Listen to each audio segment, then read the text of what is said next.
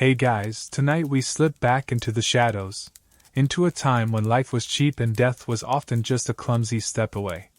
Imagine, if you can, trading your comfy couch and reliable Wi-Fi for a world where the air smells perpetually of wood smoke, unwashed bodies, and something vaguely like regret. A world where even the simplest tasks felt like wrestling a greased pig in a mud pit, blindfolded. Tonight we're going to explore a corner of that world, one you've probably seen in movies and games and thought, "Wow, that looks intense." We're talking about the medieval assassin. But trust me, the reality? It sucked. Like really sucked. You probably wouldn't survive a week, let alone pull off some daring rooftop parkour kill. So, before you get comfortable, take a moment to like the video and subscribe, but only if you genuinely enjoy what I do here. And hey, if you're listening live, drop your location and local time in the comments. Let's see how far this sleepy little journey reaches. Now, dim the lights, maybe turn on a fan for that soft background hum, and let's ease into tonight's journey together. Alright, so you've probably seen the hooded figures, the stealthy movements, the dramatic kills. Cool, right? Almost makes you want to sign up. Except, the medieval world wasn't a video game. It was a harsh, dirty, brutal place where just existing was often a full-contact sport. And if you decided to make a living by, shall we say, permanently retiring people? Well, you were signing up for a level of misery that makes your worst Monday look like a spa day. Let's start with the baseline suckiness of medieval life before we even get to the pointy end of things. Forget climate control. Your home was likely drafty, smoky, and shared with various critters, both seen and unseen. Sanitation? Mostly non-existent. The concept of washing your hands before eating was about as popular as a tax increase. Your diet was monotonous, often insufficient, and frequently contaminated. Sickness wasn't an inconvenience. It was a constant, lurking threat. The Black Death was an extreme example, sure, but even a simple cut could turn deadly faster than you could say. Trebuchet. Now, overlay that general misery with a job description that involves sneaking around, lying, cheating, and ultimately, ending someone's life for pay. The idea of being a professional assassin, a paid killer operating in the shadows, is romanticized in fiction, but the historical reality is far murkier and significantly less glamorous. We're not talking about highly trained, state-sponsored ninjas here, mostly, anyway. More often, you were likely a desperate soul, perhaps a former soldier, bandit, or just someone down on their luck, hired by a powerful lord or merchant who needed a problem removed. Your training, if you even got formal training and weren't just a thug handed a sharp object, was probably less about acrobatic prowess and more about enduring pain, moving silently, and learning how to use rudimentary weapons without accidentally stabbing yourself. You'd learn to blend in, which in the medieval world mostly meant looking as unremarkable and slightly grubby as everyone else. Standing out was a death sentence, literally or figuratively. Think less parkour master, more exceptionally quiet ditch digger who happens to carry a hidden blade. The sheer physical toll of this life was immense. You were constantly exposed to the elements, sleeping rough, eating whatever scraps you could find. Your body was your primary tool, and it was constantly being tested. Think about traversing miles on foot in heavy, ill-fitting clothes, carrying whatever meager gear you possessed. Roads were terrible, often just muddy tracks, and the weather showed no mercy. Rain turned everything into a quagmire, snow froze you to the bone, and sunstroke was a real danger. And you had to do this while remaining inconspicuous. Try looking casual while trudging through a swamp in the pouring rain, hoping no one notices the bulge under your cloak. It's not exactly the picture of sleek efficiency, is it? Then there's the constant, gnawing fear. Paranoia wasn't a side effect, it was a job requirement. Everyone could be a threat. A suspicious glance, a stranger asking too many questions, even a dog barking at you could unravel everything. You couldn't trust anyone. Your employer saw you as a disposable asset, your potential targets wanted you dead, and the authorities would happily see you swing from the gallows for any number of reasons, whether you completed your mission or not. Imagine living every single day with that level of anxiety humming in the background. It would wear you down faster than a medieval siege engine on a flimsy wall.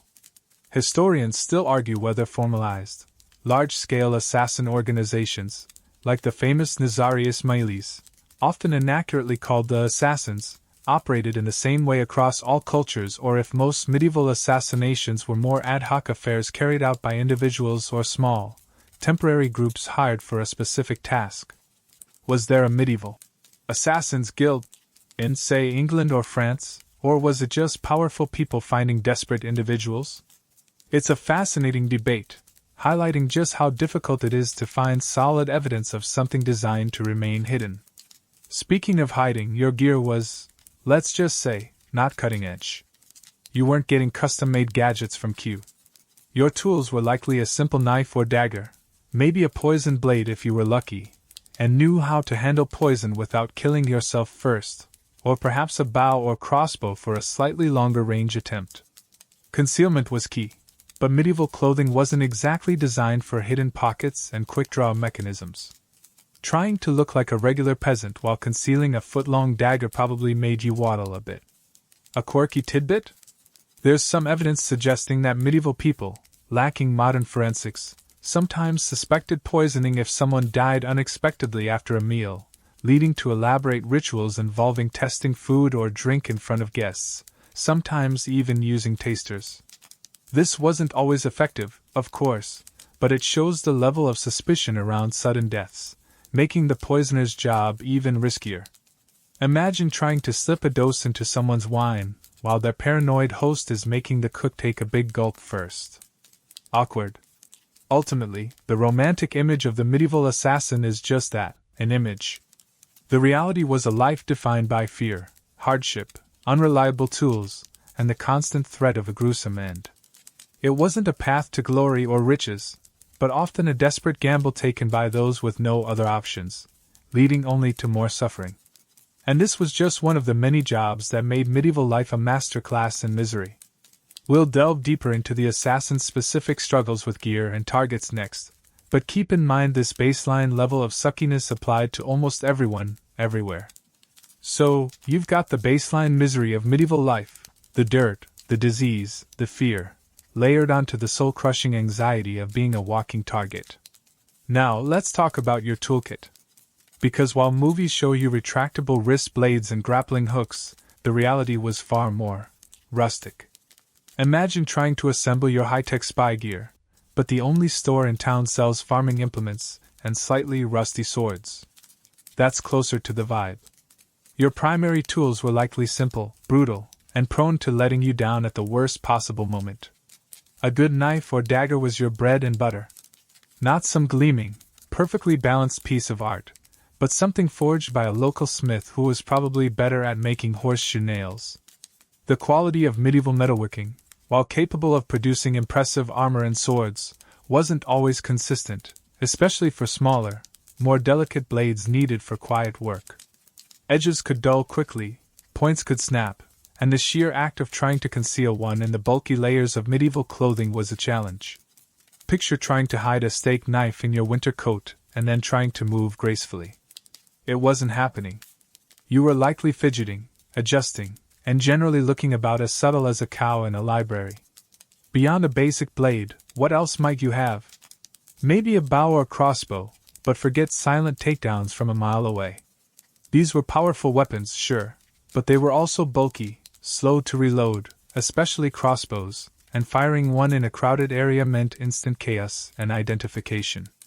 Plus, arrows and bolts weren't always perfectly straight, and a slight crosswind could turn your precision shot into a random act of property damage 3 streets over. Not exactly the height of professional execution. Poisons are the classic assassin weapon, right? Well, yes, they existed, but using them effectively and reliably in the medieval era was less a science and more a terrifying gamble. You weren't dealing with purified, lab-grade substances. You were dealing with concoctions made from plants, fungi, snake venom, or even things like arsenic or mercury, which were often as dangerous to the user as the target. Getting the dosage right was incredibly difficult. Too little, and your target just gets a tummy ache. Too much, and they drop dead instantly in a way that screams, "Poison!" to everyone around, leading to immediate suspicion and investigation, medieval style, which still wasn't great for you. Handling these substances was a health hazard in itself. Accidental ingestion, skin contact, or even inhaling fumes could incapacitate or kill you before you even got near your target. Plus, identifying and acquiring reliable ingredients wasn't like popping down to the local pharmacy. You might be dealing with shady apothecaries, dubious alchemists, or foraging for toxic plants yourself, hoping you picked the deadly nightshade and not just some really bitter berries. It was a high-stakes culinary adventure where the wrong ingredient meant game over, for you. And then there's the problem of delivery. Slipping poison into food or drink required access, opportunity, and the target not having a designated taster. Remember that quirky tidbit from before? Yeah, those guys were a real buzzkill for poisoners. Trying to apply it to a weapon meant hoping the wound was deep enough and the poison potent enough to work before the target's robust medieval immune system, or lack thereof, kicked in, or they simply bled out from the wound itself. What about other tools? Lockpicks? Maybe, but medieval locks were often simple warded mechanisms, more about brute force or specific key shapes than intricate tumblers. Climbing gear? You were probably relying on ropes that might snap or grappling hooks that might miss or get stuck. Disguises? Mostly just different layers of drab clothing, a hood, or maybe some strategically applied dirt. Forget latex masks or voice modulators. Your best disguise was being utterly forgettable, which again, isn't exactly the stuff of legends. Historians still argue whether specialized assassin toolkits or advanced gadgets, beyond basic weapons and perhaps some rudimentary poisons, were genuinely a feature of medieval assassination or if they are largely a modern invention driven by fiction. While some groups, like the Nazarius Melees, were renowned for their methods, the specifics of their tools beyond daggers and careful planning are often shrouded in mystery or later embellishment. Were there actual medieval equivalents of lock-picking sets or silent crossbow mechanisms? Or did assassins simply use whatever everyday tools they could adapt? It's hard to know for sure when the people who knew the most were trying desperately not to leave evidence.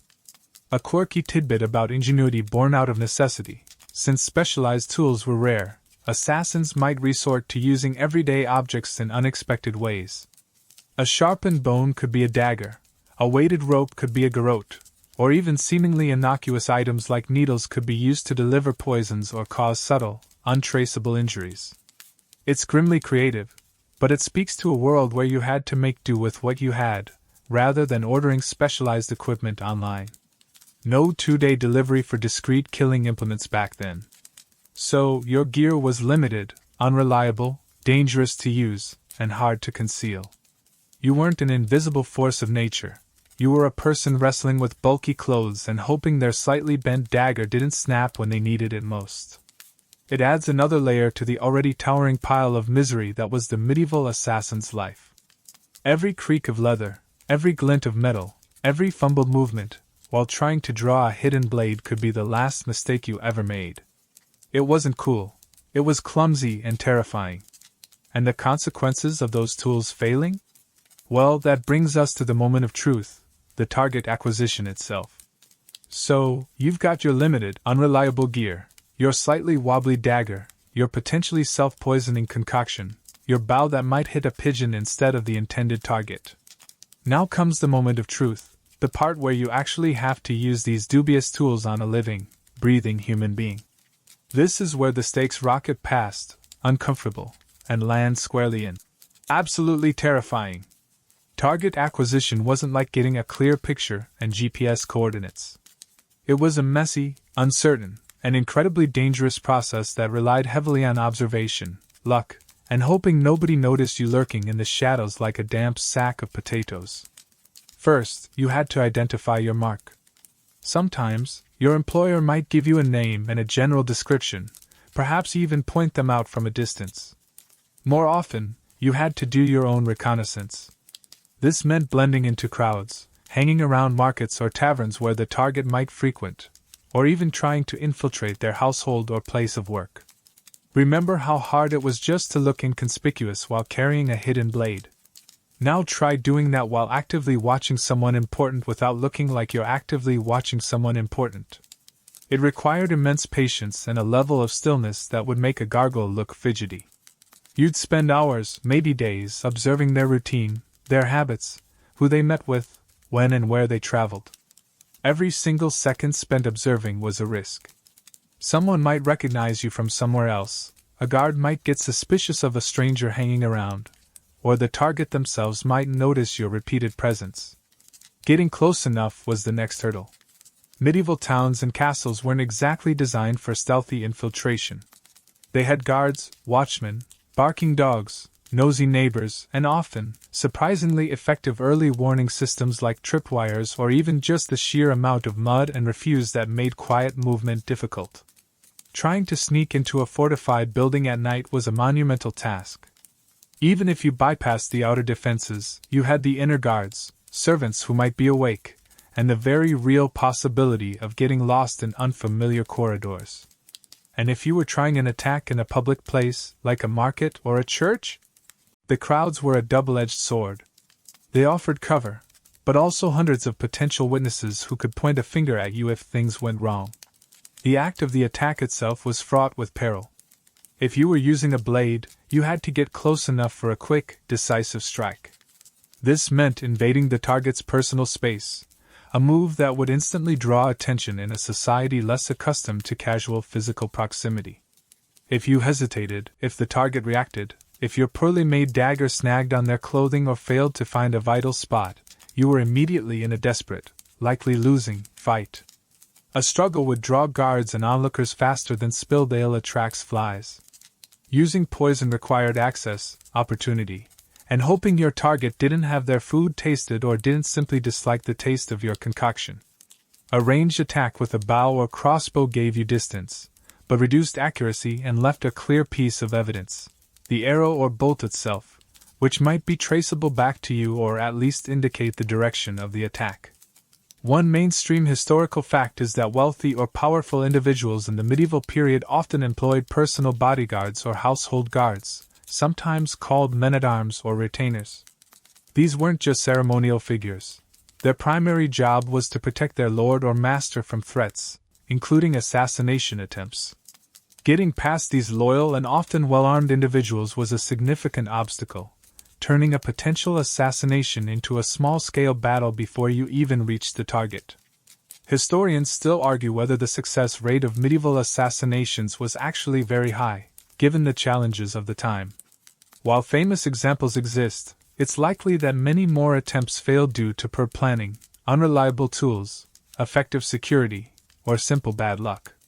Were successful assassinations the exception rather than the rule? It's a fascinating debate, highlighting how difficult it is to gauge the prevalence of covert activities from historical records. A quirky tidbit about medieval security: some powerful figures were incredibly paranoid about poison, leading to elaborate rituals. Beyond tasters, they might use cups made of materials believed to change color in the presence of poison, like agate or certain types of glass, though these were likely ineffective, or even employ RTS who claimed they could detect poison through supernatural means. Imagine trying to poison someone while they're staring intently at their cup, waiting for it to turn purple, and a weird alchemist is hovering nearby muttering incantations. It's a recipe for disaster, probably for you. If you were spotted before or during the attempt, the consequences were immediate and brutal. There were no Miranda rights in the medieval world. Getting caught often meant being apprehended by angry guards or a mob, who were unlikely to be gentle. You might be beaten, restrained, and dragged off for interrogation. And medieval interrogation techniques were, shall we say, less about asking polite questions and more about applying unimaginable pain until you confessed to anything they wanted to hear, implicated everyone you knew, and probably invented a few co-conspirators for good measure. Torture wasn't just a way to extract information. It was often part of the punishment itself, designed to make you suffer before your inevitable execution. An execution? Forget a quick, clean end. Medieval executions were public spectacles, designed to deter others and provide entertainment for the masses. Depending on the region and the nature of your crime, attempted murder of a lord was a pretty serious one. You could face hanging, drawing and quartering, burning at the stake, or other gruesome methods designed to maximize suffering and public humiliation. Your body might be displayed afterwards as a warning. So, the consequence of failing at your job wasn't just getting fired. It was a public, agonizing death following horrific torture. Makes missing a deadline seem not so bad, huh? Even if you managed to escape after a failed attempt, you were now a known entity, a fugitive with a price on your head, likely wounded and with the authorities actively hunting you. Your former employer might even turn on you to cover their tracks, making you a target for the very people who hired you. Life on the run in the medieval world, without modern communication or transport, was incredibly difficult and often short. You couldn't just hop on a train and disappear. You were reliant on foot travel, hoping strangers wouldn't recognize you, and constantly looking over your shoulder. The high-stakes reality of medieval target acquisition strips away any lingering romanticism. It wasn't a clean, precise operation. It was a desperate, terrifying gamble taken in a world where failure meant not just mission failure, but personal annihilation in the most brutal ways imaginable. Every step, every shadow, every potential witness was a threat. And even if you succeeded, you were still just a disposable tool, living with the constant fear of exposure or betrayal. It was a life lived permanently on the edge of a very sharp, very public axe. And that level of stress and danger wasn't unique to assassins, oh no. Many other professions in the medieval world had their own special flavors of misery. So you messed up. Maybe your slightly bent dagger snapped at the crucial moment. Maybe your target had a surprisingly alert guard dog. Or maybe you just tripped over a stray chicken in the dark. Whatever the reason, you were spotted. And in the medieval world, getting spotted doing something suspicious, especially near someone important, didn't lead to a polite request for identification. It led to immediate, often violent, apprehension.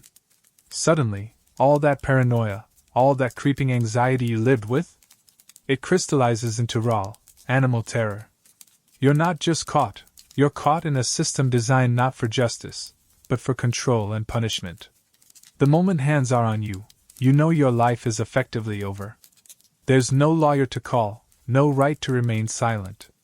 Your captors, whether they're city guards, a lord's retainers, or just an angry mob, aren't interested in your side of the story.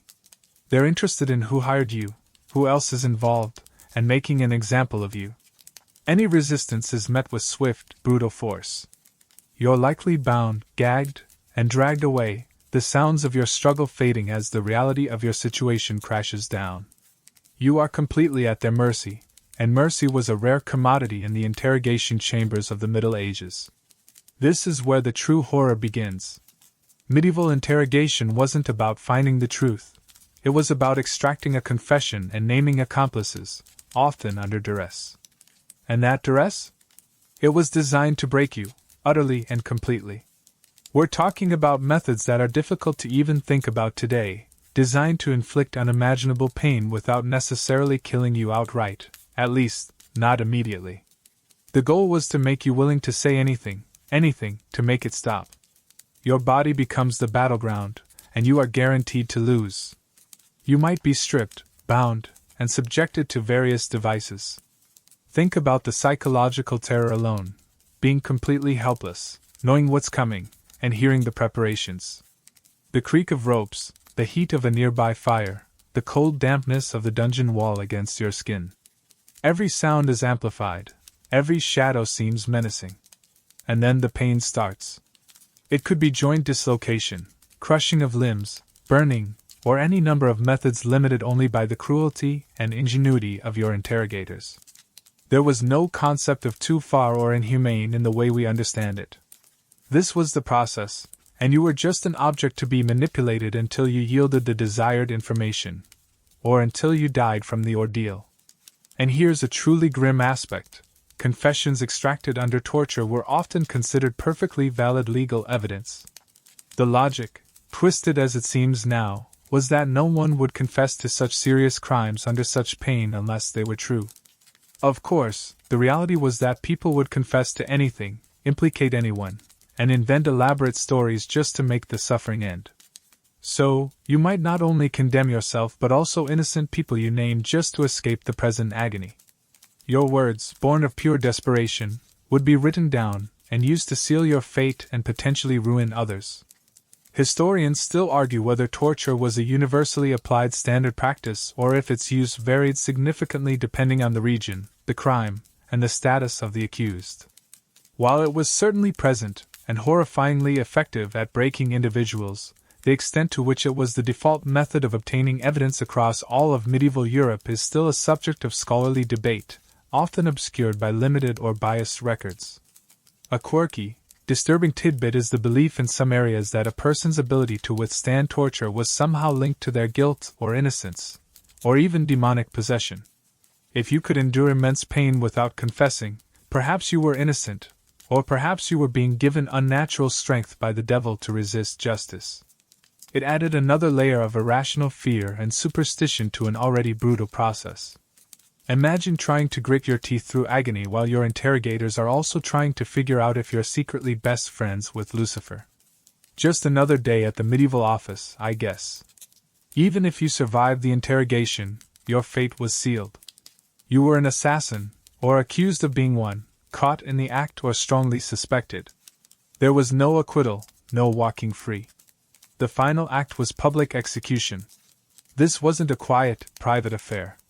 It was a spectacle, a warning to others, and grim entertainment for the masses. The methods were chosen for maximum impact, maximum suffering, and maximum public humiliation. You might face hanging, a common method, but not always a quick one. Or perhaps burning at the stake, often used for heresy or particularly heinous crimes, an agonizing end designed to purify the soul through fire. Lovely thought, right? For crimes against the state or high treason, you might face the truly horrific process of drawing and quartering, a method so barbaric it's hard to even describe in a PG-13 way, involving disembowelment and dismemberment, while still alive. Your body was then often displayed in different parts of the city as a gruesome deterrent. Imagine the walk to the gallows or the stake. The jeering crowds, the smell of the city, the finality of every step.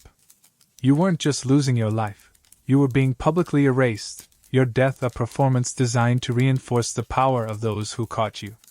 Your life, which you had fought so hard to preserve through constant paranoia and unreliable tools, ends not in a blaze of glory, but in public agony and shame.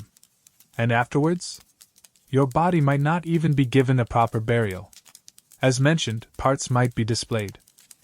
The rest might be left for scavengers or buried in unconsecrated ground, denying you even the slim hope of a peaceful afterlife according to the beliefs of the time. Your very existence was meant to be erased, leaving only the cautionary tale of your gruesome end. So, that's the medieval assassin's retirement plan if things went south. Not a villa in the countryside, but a dungeon, torture, and a public, agonizing death followed by desecration.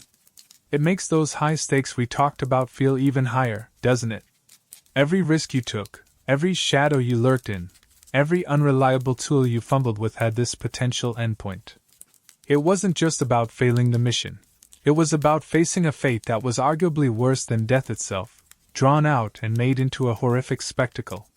And while the assassin's end was particularly brutal, the fear of capture and harsh, arbitrary justice was a shadow that hung over many lives in the medieval world, not just those who chose a life of crime. We've seen how the assassin's past sucked, but let's look beyond the hooded figures to see how other professions offered their own special brands of misery. So you messed up. Maybe your slightly bent dagger snapped at the crucial moment. Maybe your target had a surprisingly alert guard dog. Or maybe you just tripped over a stray chicken in the dark. Whatever the reason, you were spotted.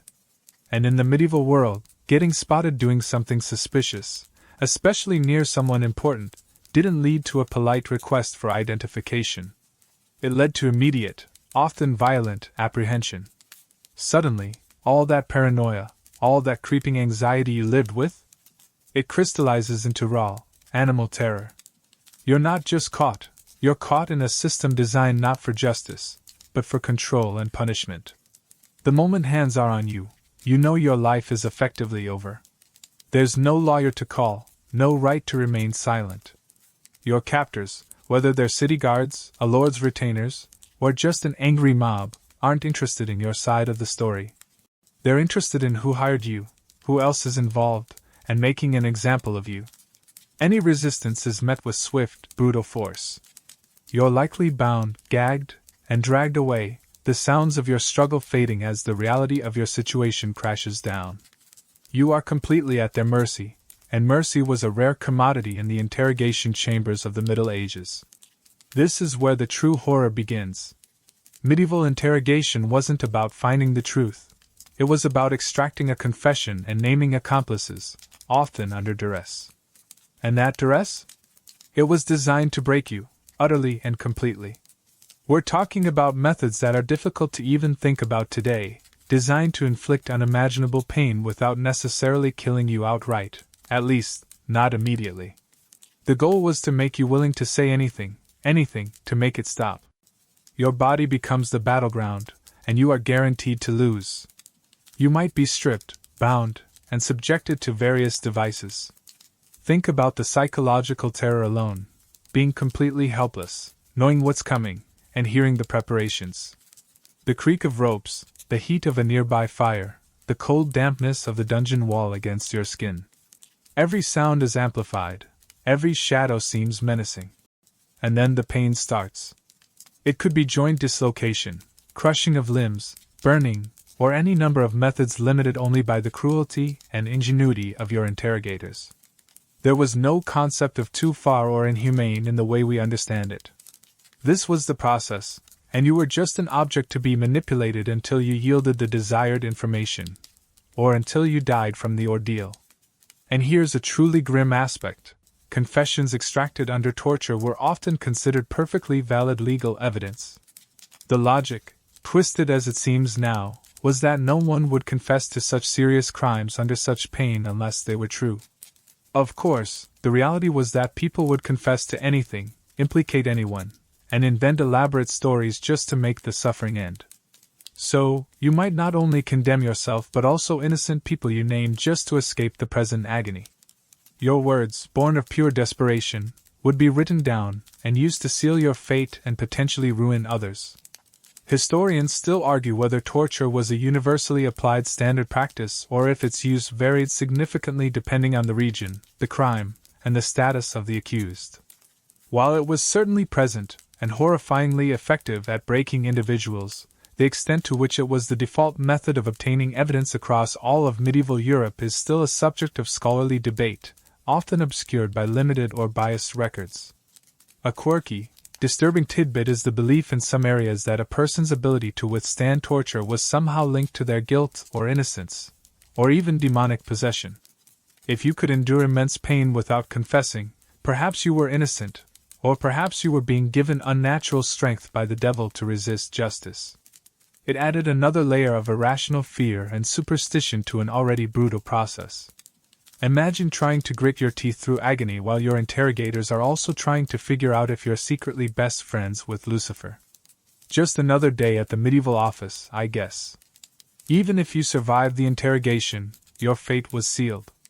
You were an assassin, or accused of being one, caught in the act or strongly suspected.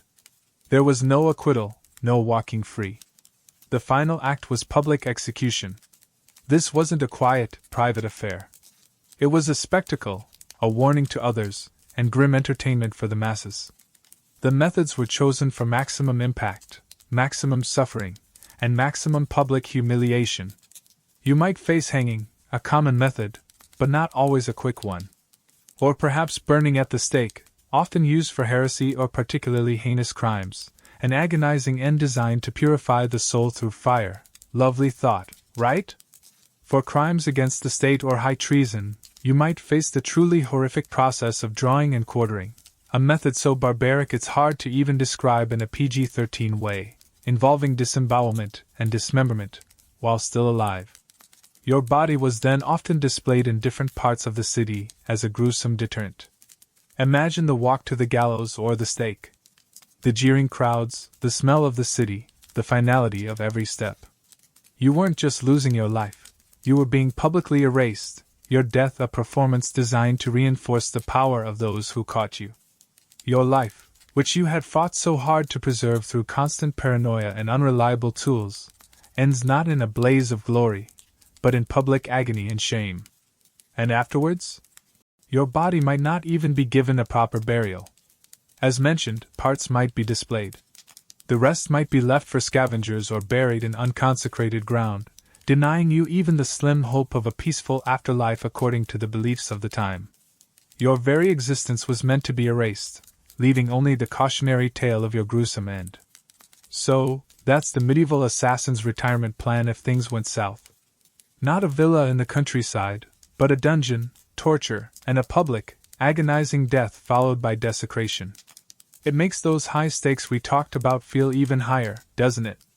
Every risk you took, every shadow you lurked in, every unreliable tool you fumbled with had this potential endpoint. It wasn't just about failing the mission. It was about facing a fate that was arguably worse than death itself, drawn out and made into a horrific spectacle. And while the assassin's end was particularly brutal, the fear of capture and harsh, arbitrary justice was a shadow that hung over many lives in the medieval world, not just those who chose a life of crime. We've seen how the assassin's past sucked, but let's look beyond the hooded figures to see how other professions offered their own special brands of misery. So, you've seen the particularly nasty fate awaiting an assassin who gets caught, the dungeons, the torture, the public spectacle of death. It's a truly grim picture, a fate designed to deter and punish in the most visceral ways possible. But while the assassin's job was uniquely dangerous due to its clandestine nature and the high value of its targets, they weren't the only ones staring into the abyss of medieval misery on a daily basis. Oh no, the Middle Ages offered a smorgasbord of perilous professions, each with its own special brand of suck. Let's peel back the layers on a few others who lived life on the edge, often with even less glory and certainly no retirement plan. Take the spy, for instance. If the assassin was the hidden dagger, the spy was the poisoned whisper. Your job wasn't to kill, at least not directly, but to gather information. This sounds less physically demanding, perhaps? Less risk of a messy brawl? Think again. As a medieval spy, you were a master of deception, living a lie every single day. You had to infiltrate households, courts, or even enemy camps, constantly maintaining a false identity. Every conversation was a tightrope walk. Say too much, and you expose yourself. Say too little, and you raise suspicion. You couldn't form genuine relationships. Everyone you met was a potential source of information or a potential threat. Imagine the sheer mental strain of that, living a life of calculated falsehoods, trusting absolutely no one. It's enough to make you miss the simple honesty of just trying to stab someone. Your tools weren't daggers and poison, but wit, observation, and the ability to blend in. You might pose as a merchant, a traveling scholar, a pilgrim, or even a humble servant. This meant mastering accents, customs, and the jargon of your chosen cover. You had to remember intricate details of your fabricated backstory and avoid revealing anything that could give you away. One slip of the tongue, one forgotten detail from your supposed past, and watchful eyes would narrow. And if you were found out? Your fate wasn't much better than the assassin's. Treason, which espionage often amounted to, was a capital offense, and interrogation methods for spies were notoriously brutal, designed to uncover networks and collaborators. You faced the same dungeons, the same torture, and likely the same public, agonizing death, perhaps even worse if your information gathering was deemed particularly damaging. At least the assassin had the slim chance of a clean, quick kill. Your job was a slow, agonizing process of psychological stress, culminating in a potentially drawn-out physical destruction if you failed. Then there were the mercenaries. These were the professional soldiers, selling their fighting skills to the highest bidder. Sounds exciting, right? Adventure battles, maybe even some loot? The reality was often far grimmer. You lived by the sword, and you were constantly exposed to violence and death. Battles in the medieval era were chaotic, brutal affairs, often fought hand-to-hand in muddy fields with heavy, relatively crude weapons. Injury wasn't just painful. It was potentially fatal due to the lack of effective medical care. We'll get to that later, oh boy. A simple sword cut could fester, and kill you slowly and horribly. A broken bone could leave you permanently crippled, unable to fight, and thus unable to earn a living. Furthermore, you were often paid poorly, if at all.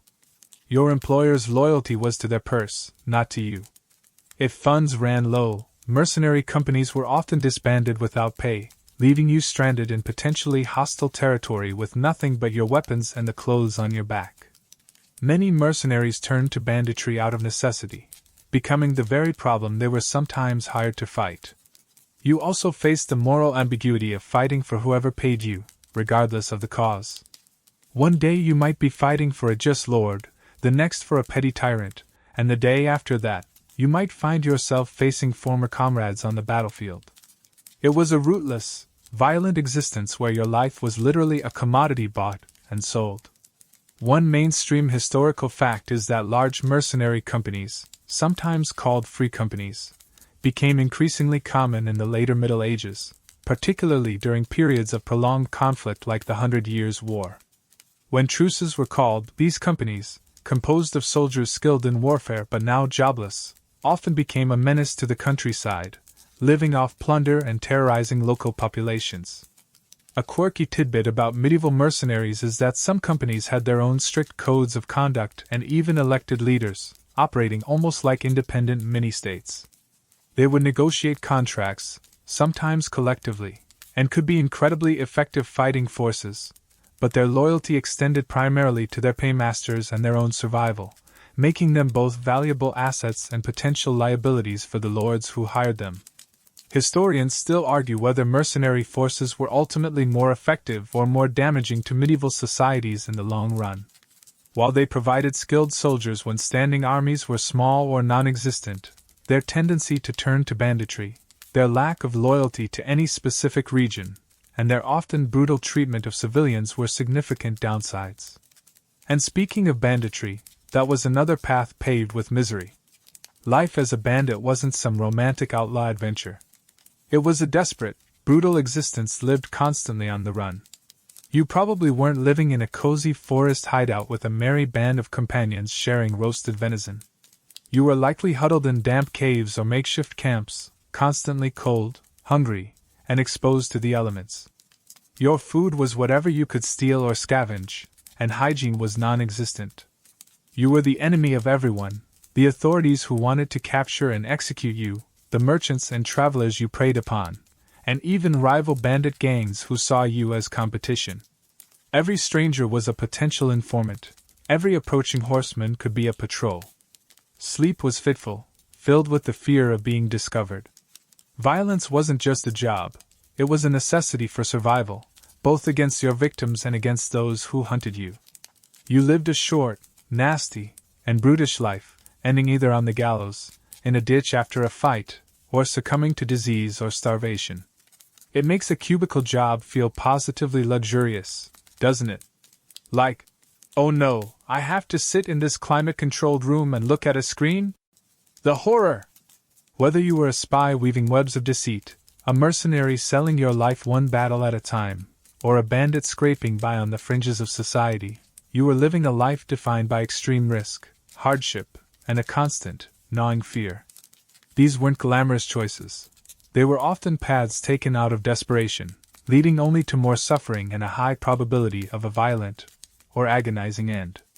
They highlight that while the assassin's path was particularly nasty, the fundamental suckiness of medieval life extended far beyond just one profession. Just existing was hard enough, let alone picking a job that actively invited danger and misery. And that baseline level of struggle? It was pervasive, affecting everyone, everywhere, every single day.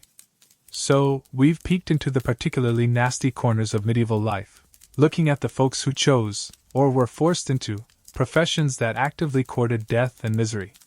But here's the really depressing part. Even if you managed to avoid being an assassin, a spy, a mercenary, or a bandit, even if you had a nice, respectable job like, say, a blacksmith, a baker, or even a local priest, your daily existence was still a masterclass in pervasive, low-level suckiness. Forget about the dramatic, high-stakes dangers for a moment, and consider the simple, grinding reality of just being alive in the Middle Ages. It was a constant battle against forces far less glamorous than a rival lord or a city guard. We're talking about dirt, disease, and really, really bad food. Imagine waking up, not in your climate-controlled bedroom, but in a drafty, smoky hut, likely shared with a few other family members, maybe some livestock if you were poor, and definitely a healthy population of rats, mice, and various biting insects. The floor is probably packed earth, damp and cold. The air is thick with the smell of wood smoke, stale sweat, and whatever refuse hasn't been kicked out the door yet. There's no running water, hot or cold. Your toilet? Probably a hole in the ground, shared with neighbors, or just the nearest convenient ditch. Hand-washing wasn't a routine habit. In fact, the idea of invisible germs causing sickness was completely unknown. You might rinse your hands, perhaps, but true cleanliness as we understand it simply didn't exist for the vast majority of the population. You were, almost by definition, perpetually grubby. This lack of basic sanitation had predictable consequences. Disease wasn't an occasional inconvenience. It was a constant, lurking threat that could strike anyone, anywhere, at any time. Your drinking water likely came from a communal well or river, which also served as the local laundry, toilet, and trash disposal system. Yeah, chew on that mental image for a second. Every sip could be a gamble. Food spoilage was rampant because there was no refrigeration. Meat and dairy products were preserved with salt or smoke, but grains and other staples were constantly under threat from pests and dampness. Eating rancid food or contaminated grain wasn't uncommon and led to frequent bouts of stomach-churning illness. Dysentery, often caused by contaminated water or food, was incredibly common and deadly, especially for children. The sheer density of people living in close quarters, often with animals, combined with minimal hygiene, created a perfect breeding ground for all sorts of unpleasantness. Fleas, lice, and other parasites were just a fact of life. They weren't just annoying, they could transmit diseases. The streets, even in towns, were often open sewers, piled high with animal waste, human waste, and garbage. Walking through the town was a sensory assault of terrible smells and unavoidable filth. You were constantly exposed to pathogens from every direction. And your diet? Monotonous, often insufficient, and lacking in essential nutrients. For peasants, the staple was grain, usually in the form of bread or porridge, supplemented by whatever vegetables they could grow, cabbage, onions, beans, and occasionally some cheese or eggs. Meat was a rare luxury. This limited diet meant that deficiency diseases were common. If the harvest failed, famine was a very real possibility, pushing already struggling people to the brink of starvation.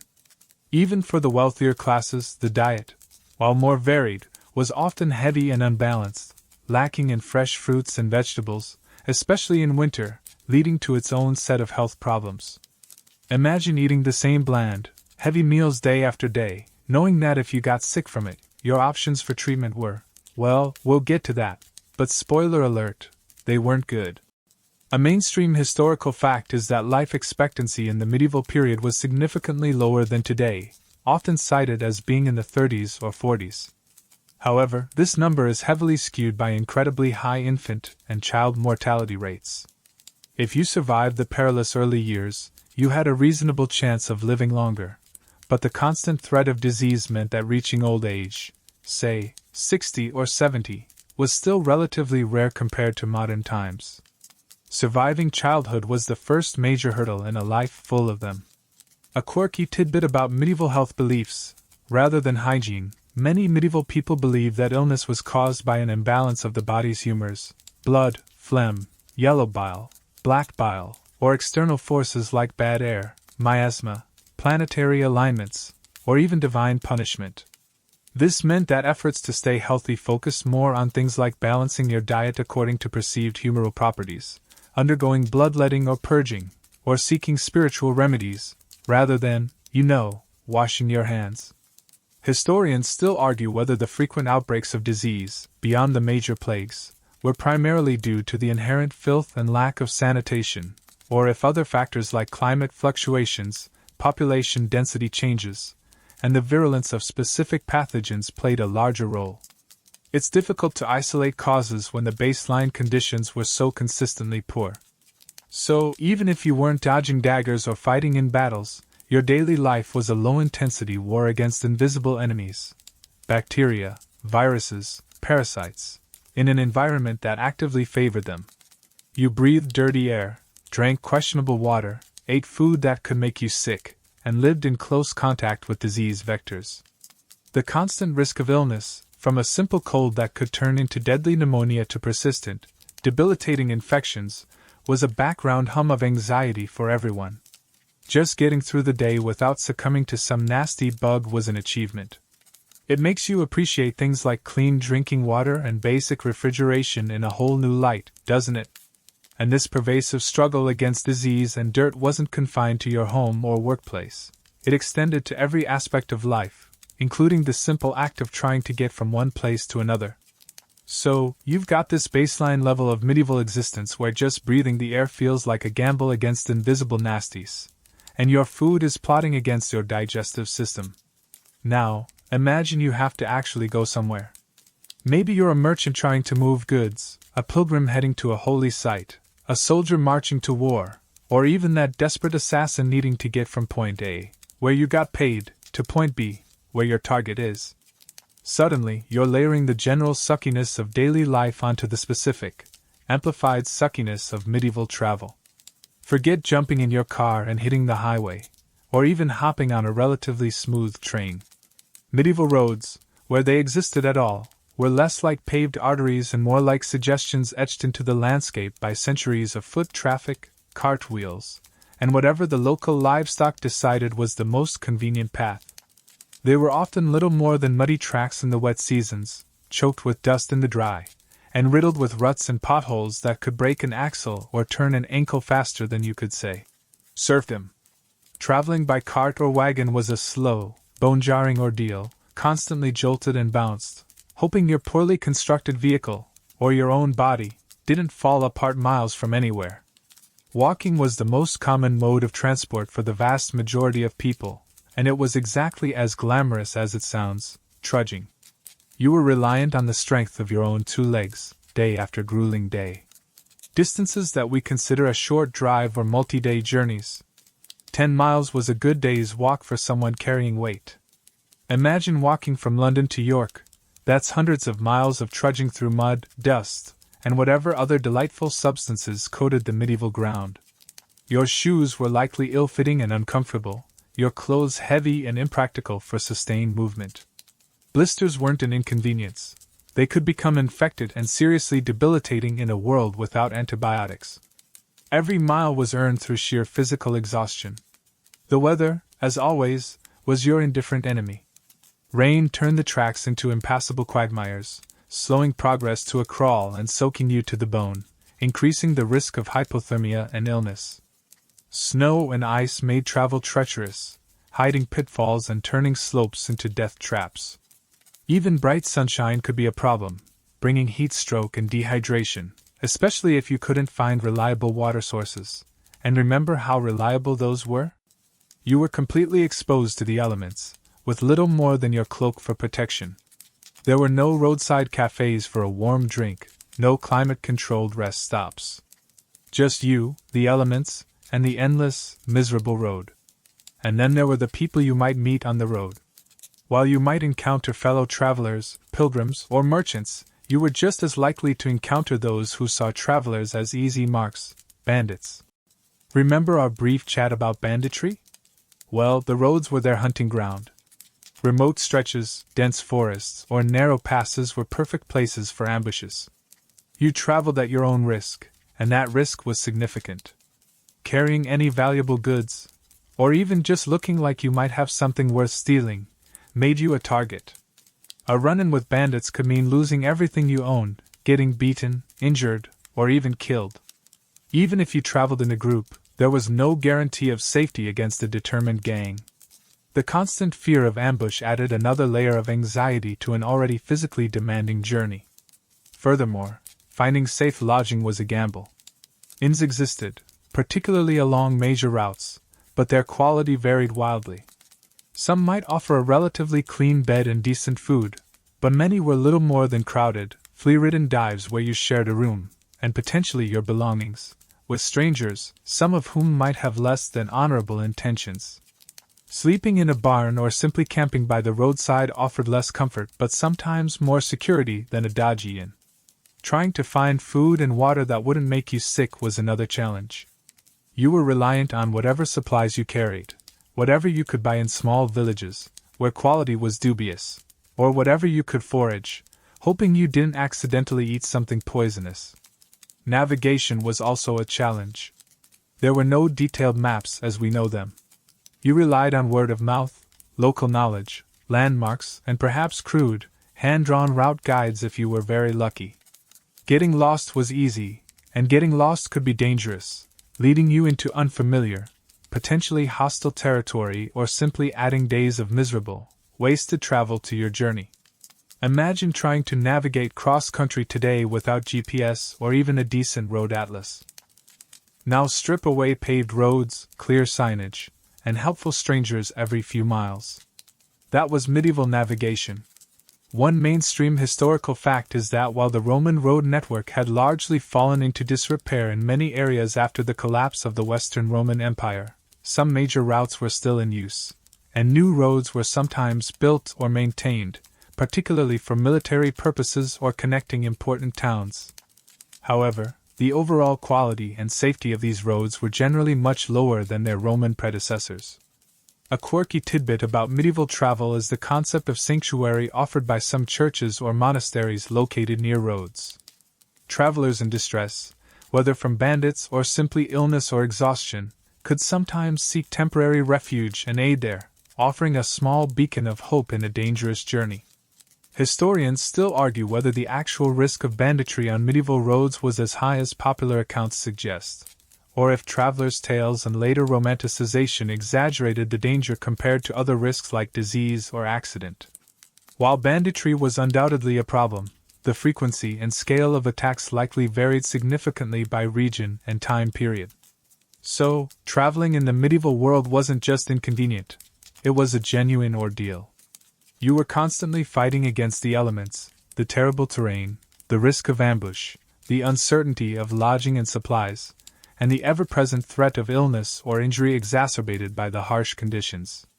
Every journey was an adventure, yes, but an adventure you probably wouldn't sign up for voluntarily, involving incredible physical discomfort, constant anxiety, and the very real possibility of not reaching your destination, or arriving in a state of complete physical and mental depletion.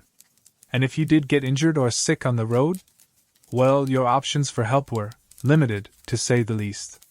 So, you survived the treacherous journey. You dodged the bandits, didn't get swallowed by the mud, and somehow avoided catching a fatal chill from the freezing rain. Congratulations! You've made it to your destination, perhaps battered and bruised, but alive. But what happens if you weren't so lucky? What if you sprained an ankle on that rutted track, or caught a fever from that questionable in water, or even worse, sustained an injury in a skirmish or accident? Well, welcome to the wonderful world of medieval medicine, where the cure was often significantly more terrifying than the disease itself. Forget sterile environments, pain relief, or antibiotics. Medieval medical practice was a chaotic blend of ancient theories, superstition, folk remedies, and surprisingly brutal practical procedures, often performed by barbers or blacksmiths as much as trained physicians. The dominant medical theory, inherited from ancient Greece, was the concept of the four humors: blood, phlegm, yellow bile, and black bile. Illness was believed to be caused by an imbalance of these humors, and treatment focused on restoring balance, usually by removing the excess humor. This led to some truly delightful procedures. The most common was bloodletting. Feeling a bit feverish? Let out some blood. Got a headache? Bloodletting. Stubbed your toe? Yep, probably bloodletting. This could be done by cutting a vein or, even more popularly, using leeches. Yes, you heard that right. Someone would slap a bunch of slimy, blood-sucking worms onto your skin and let them gorge themselves, hoping that draining some of your vital fluid would somehow make you better. Imagine lying there, feeling weak and ill, with leeches happily feasting on you. It's not exactly a relaxing spa treatment, is it? You'd probably feel worse afterward, not better, and you'd be significantly weaker and more susceptible to infection. But hey, at least they addressed the humor imbalance. Another popular method for rebalancing humors was purging, which involved giving you substances to induce vomiting or diarrhea, again, to expel the perceived excess humor. These concoctions could be made from various herbs or minerals, some harmlessly ineffective, others genuinely toxic. So you might be sick, then you'd be forced to drink something that made you violently ill, hoping that this second, self-inflicted wave of misery would magically fix the first one. It's a bit like trying to cure a hangover by drinking more, but with potentially deadly ingredients. If your problem was external, say, a wound from a fight or an accident, things got even messier. There was no understanding of germs or infection. Wounds were often cleaned, if at all, with unsterile water or wine, then bandaged with dirty rags. Pus was often considered a sign that the wound was healing properly, the concept of laudable pus, rather than a raging infection. Simple cuts could quickly become infected, leading to gangrene, sepsis, and death. A broken bone might be set crookedly by someone with minimal anatomical knowledge, leaving you permanently disabled. Surgery was a last resort, and it was an absolute nightmare. There was no effective anesthesia beyond perhaps large doses of alcohol or opium, which might dull the pain slightly but also carried significant risks. Surgical tools were crude and not sterilized. Picture a blacksmith's tools, but for your insides. Amputation was a common procedure for severe limb injuries or gangrene, performed with terrifying speed and brutality, usually by a barber surgeon, a person who cut hair and performed basic surgery. Imagine the scene: you're tied down, maybe given a gulp of cheap ale, and someone wielding a saw goes to work on your limb, while you're fully awake and screaming. The pain would be unimaginable, the shock potentially fatal, and the risk of the stump becoming infected and killing you afterward was incredibly high. Survival was often more a matter of luck and a robust constitution than the skill of the surgeon. Even seemingly simple ailments could be deadly. A toothache could lead to a fatal infection spreading to your jaw or brain. A bad cough could turn into pneumonia. Childbirth was incredibly dangerous for both mother and child. And the treatments for these? More bloodletting, weird poultices made of questionable ingredients. Remember that crocodile dung sunscreen? Medieval poultices could be just as bizarre and unsanitary, or prayers and religious rituals, which might offer spiritual comfort but did little for a raging fever or a deep wound. One mainstream historical fact is that while barber surgeons handled many practical procedures, trained physicians, often educated at universities, did exist in the medieval period.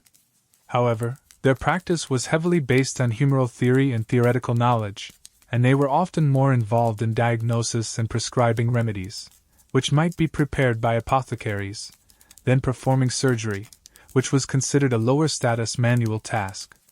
A quirky tidbit involves the practice of trepanning, or drilling a hole into the skull. This was done for various reasons, including relieving headaches, treating epilepsy, or even supposedly letting out evil spirits. While evidence suggests some people actually survived this incredibly risky procedure, the idea of someone drilling into your head with a hand drill to cure a headache is certainly a fringe medical treatment by modern standards.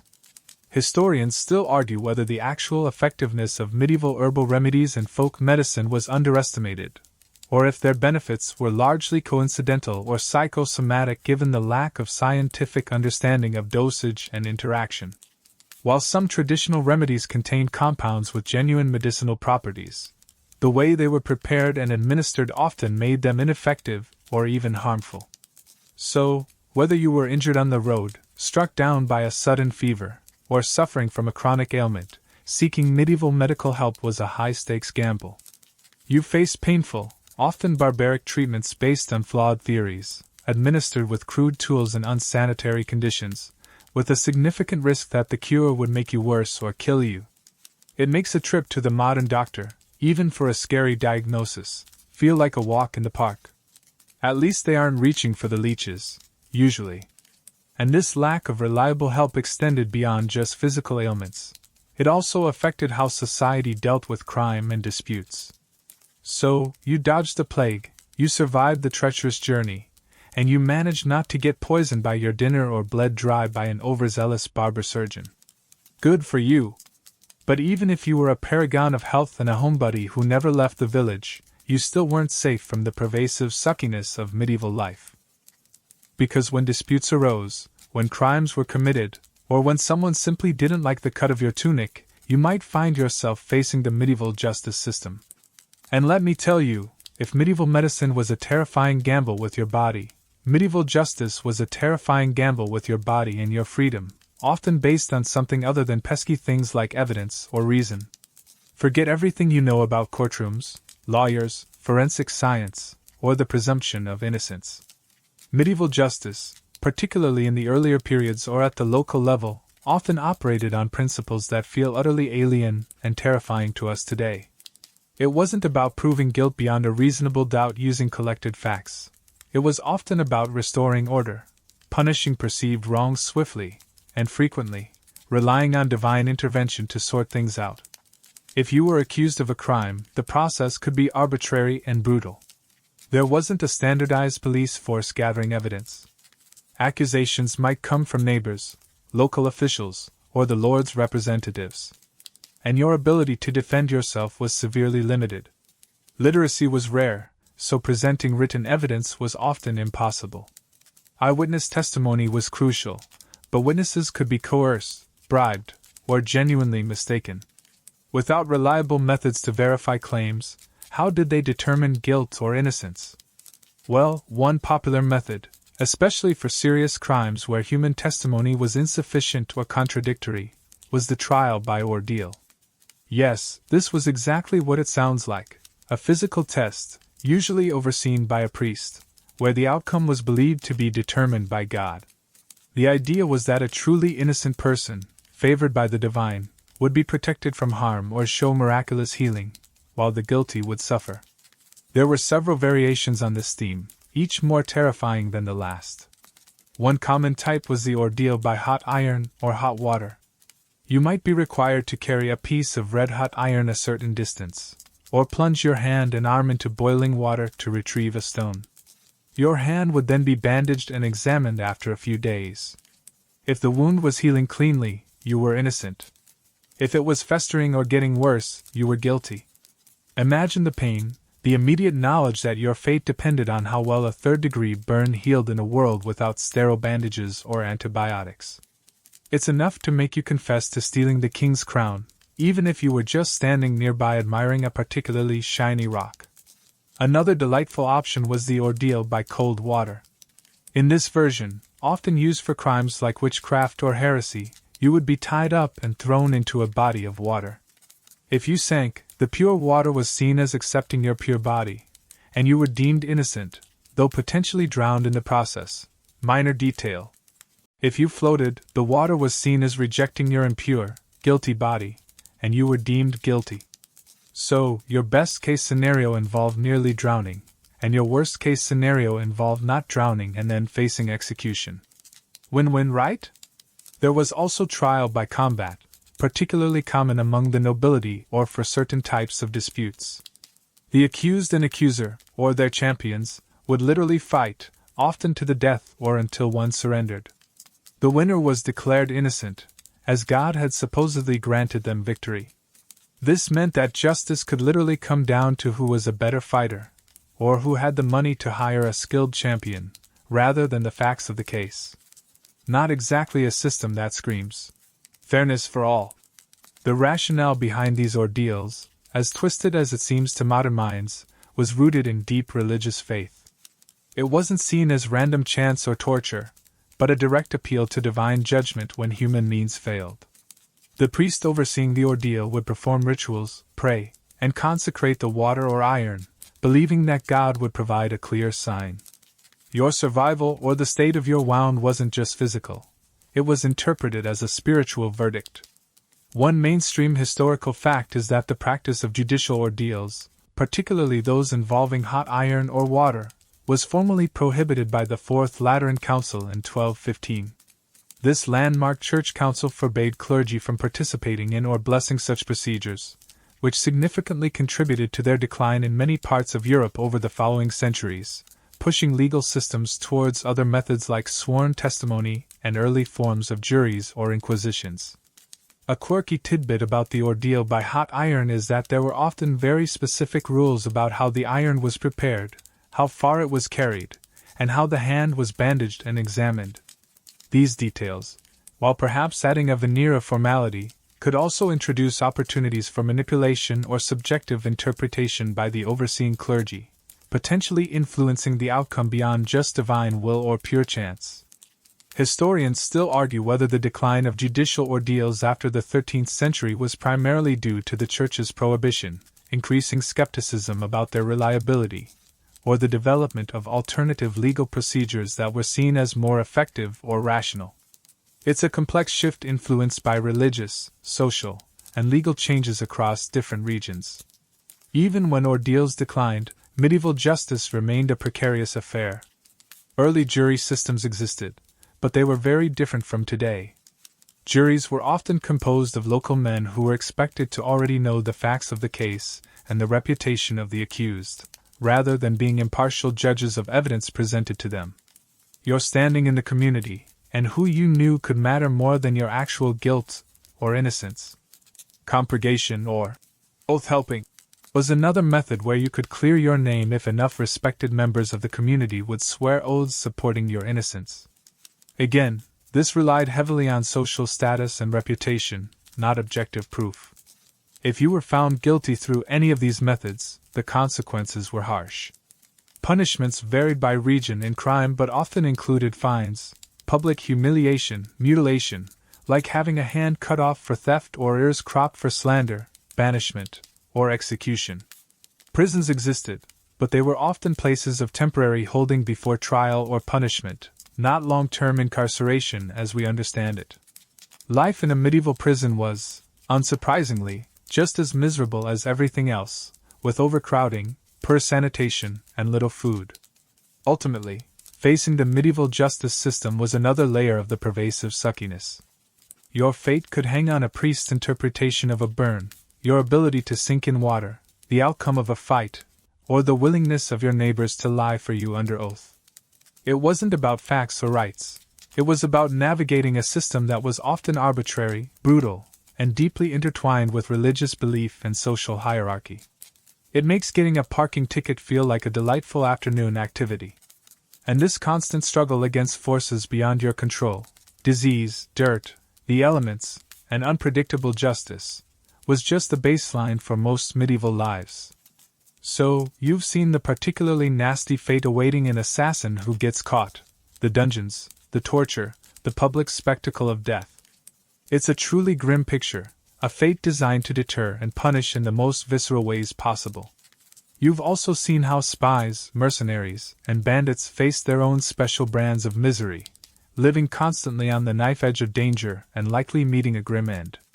But here's the really depressing part. Even if you managed to avoid being any of those things, even if you had a nice, respectable job like, say, a blacksmith, a baker, or even a local priest, your daily existence was still a masterclass in pervasive, low-level suckiness. Because while the high-stakes professions had dramatic, sudden ends, the vast majority of people in the medieval world lived lives defined by a different, more grinding kind of hardship, endless toil for precious little reward. We're talking about the peasants, the backbone of medieval society, whose lives make our modern concept of hard work look like a gentle stroll in the park. Imagine being born into a world where your destiny is pretty much sealed the moment you take your first breath. If your parents were peasants, chances are you'd be a peasant too. There wasn't much upward mobility in medieval society. You were largely defined by your birth and your relationship to the land and the lord who owned it. Your life revolved around the agricultural calendar, dictated by the seasons and the demands of farming. And farming back then? It was backbreaking, relentless labor from sunup to sundown, day after day, year after year. You'd be out in the fields, plowing with oxen or horses, if you were lucky enough to have them, otherwise maybe just pushing a heavy wooden plow yourself, sowing seeds by hand, weeding endless rows, and harvesting crops with sickles or scythes, bend over for hours on end. The tools were simple, heavy, and inefficient. There were no tractors, no chemical fertilizers, no pesticides.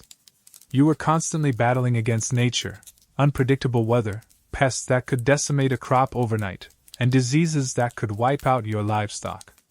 Your body was your machine, and it was pushed to its absolute limits every single day. Joint pain, back problems, injuries from tools or animals, these weren't minor annoyances. They were debilitating conditions that you just had to live with, because taking time off meant less food for your family and less produce for the Lord. And this work wasn't just for yourself. You were bound to the land and the Lord who controlled it through the feudal system. As a serf, you weren't exactly a slave, but you weren't free either. You couldn't leave the land without the Lord's permission. You owed him rent, usually paid not just in coin, which was scarce, but in a significant portion of your harvest, and crucially, in labor. You had to spend a certain number of days each week working the Lord's land, called the domain, before you worked your own small plot. This meant that when your own crops needed the most urgent attention, you were often compelled to work on the Lord's fields instead. It's like having a second, unpaid job that takes priority over your main one, except your main job is literally growing the food you need to survive. Talk about a productivity killer. On top of rent and labor dues to the Lord, you also owed taxes to the king and tithes to the church, typically a tenth of everything you produced. By the time everyone had taken their cut, the amount left for you and your family was often barely enough to scrape by. There was very little surplus, very little opportunity to save, and certainly no concept of disposable income or retirement planning. Your retirement plan was hoping your children could support you when you were too old and broken to work the fields anymore. The constant threat of famine hung over every peasant household like a dark cloud. Your entire existence relied on the success of the harvest.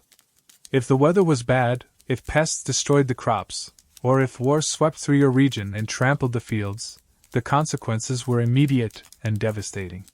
Food shortages were common, and full-blown famine was a recurring nightmare.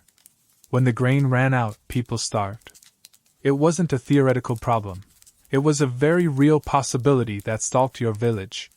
You might resort to eating roots, bark, or whatever meager wild plants you could find, just to keep your family alive for another week, all while knowing that the Lord's granaries were likely still full. Life wasn't just about physical labor and hunger, though those were certainly dominant themes. It was also incredibly monotonous. Your world was small, your village, the fields around it, maybe the nearest market town if you were lucky enough to get permission to go. News traveled slowly, entertainment was simple and local, and the rhythms of life were dictated by the unchanging cycle of the seasons and the strict social hierarchy. You lived and died in the same place, often within a few miles of where you were born, seeing the same faces every day. For a modern person used to instant global information and endless choices, the sheer lack of variety and opportunity would be soul-crushing. A mainstream historical fact is that the vast majority of the medieval population in Europe, estimated at around 80 to 90%, lived in rural areas and were engaged in agriculture, primarily as peasants or serfs tied to the land owned by the nobility and the church.